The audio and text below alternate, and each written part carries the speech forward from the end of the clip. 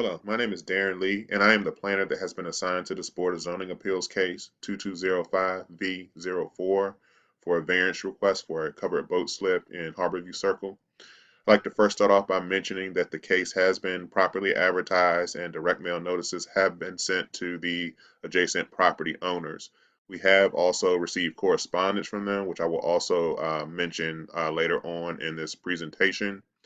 So I just wanted to make mention of that for the board chairman as well as the other board members that are listening to this presentation today. The second slide, I want to start with the site location. As you can see, the yellow arrow on the screen points to the property where the boathouse has been constructed. This is a after the fact request for a boathouse. And so I wanted to also begin with some of the property history. As we look at a closer shot here, we can see from this Google aerial image the location of the boathouse. But before we get there, I just wanted to kind of backtrack on, just the property itself. That was actually subdivided back in 1948 as part of the Bleak Hall subdivision. Since then, there have been multiple owners on this property, but the most recent property owner is Mr. David Skinner, who purchased this property in September of 2020. Following the purchase in September 2020, I wanted to get into some of the permitting history. One of the first things that were permitted for this property was a 6x80 pier with an L head and catwalk. And that permit was in November of 2020 under VMRC number 2020-1875. As these new projects were continuing and new plans were made to improve the property, somewhere along the line, the boathouse got constructed, and our office was made aware of that. And so a notice of violation was sent in April of 2021 by one of our former planners, Sammy Snyder, who is no longer with our office. But during that time, he did send out a notice of violation. Um, After the notice of violation was sent out, a variance application was submitted in June of 2021. However, that application was considered incomplete because drawings were or plans were never submitted showing the cover slip of how it was constructed, any of its dimensions or anything. And so now we look at these existing site conditions. The photo to the left shows the boathouse looking down from the top of the hill, and the photo on the right also shows the pier and the boathouse. And as was mentioned previously, the pier had always been properly permitted, but the boathouse was never on the original plans. So I was reassigned to the Washington District area in March of 2022. And as a result of that, I have been picking up on the compliance on this site. The next set of photos show existing conditions. The photo on the left showing everything facing the southwest, and the photo on the right shows everything facing the northeast. The plans that were submitted for this case are shown on the screen.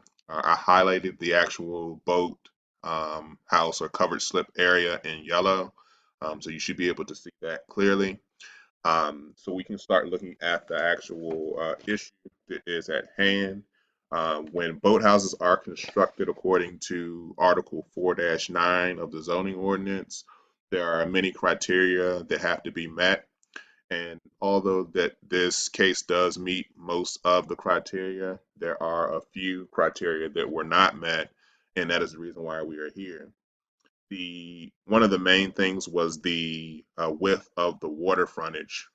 In order to construct a boathouse by right, the water frontage has to be at least 100 feet. In this case, the water frontage is only about 68 to 69 feet, which makes a variance necessary for the applicant to keep the boathouse or to even construct the boathouse in the first place. The next image shows the boathouse in relation to the property. Once again, it shows how wide the property is as well as how far the boathouse goes out from the shoreline. The following image shows the section view, and that's going to show the height of the boathouse. It's going to show the pitch of the roof. which was also another possible issue with the construction of this boathouse. And I wanted to talk a little bit about the actual ordinance and what the ordinance is trying to accomplish. And what the ordinance is trying to accomplish is trying to limit things like view obstruction or anything that could cause a nuisance to a neighbor or adjacent properties.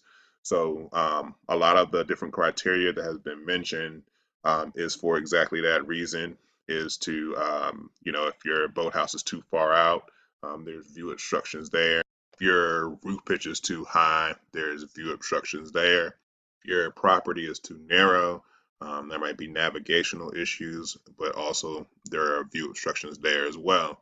So because of that, it's very important to get the neighboring property owners' input in cases like these, which is going to be our next topic of discussion, as there is one neighbor that has a house to the left or the west of this property at 821 Harborview Circle. That property is about 15 feet away from the Skinner property. And then the property on the right or the east is a property that does not have a residence on it currently. So the next slide here shows the correspondence that we have had with the neighboring property owner. The image that you see on the left is a phone conversation that I had with one of the property owners at 821 Harborview Circle. They did not have any objections to this particular case.